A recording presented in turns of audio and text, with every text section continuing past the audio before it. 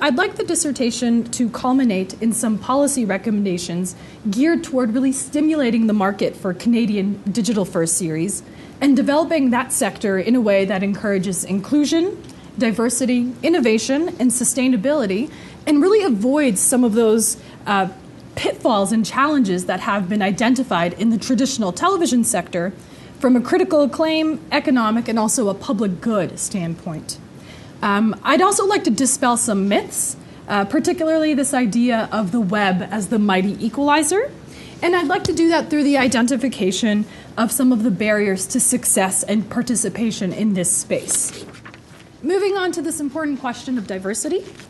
These are numbers from the traditional TV sector. I'll just go through them really quickly. But in 2014, women made up nearly half of the general workforce, and visible minorities made up 18%. That's in Canada. But according to our best estimates, women represented only 43% of the TV and film workforce, and visible minorities represented only 7%. So there's underrepresentation there. And we know that women and visible minorities are underrepresented in top creative and decision-making roles, like writer and director. And they've actually been shown to earn less money than their non-minority counterparts.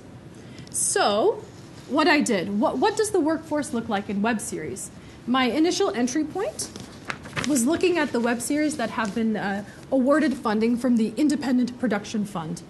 Why did I turn to this first? Because it's a nice bounded population, right? It's easy to find these web series. The IPF produces an annual report. So that was just my starting point.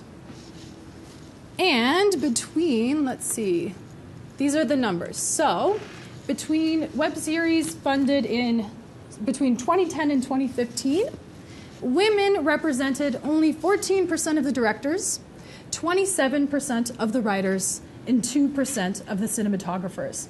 So these numbers are actually a little bit worse than the traditional TV sector. And here are the numbers for visible minorities.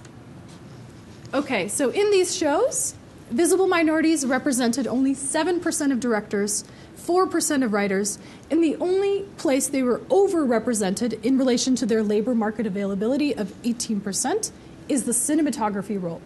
And that actually lines up very well with previous research that shows when visible minorities are overrepresented in the media, it's in a role that involves a technical function. And that cinematography role is a hybrid role that involves hard technical skills.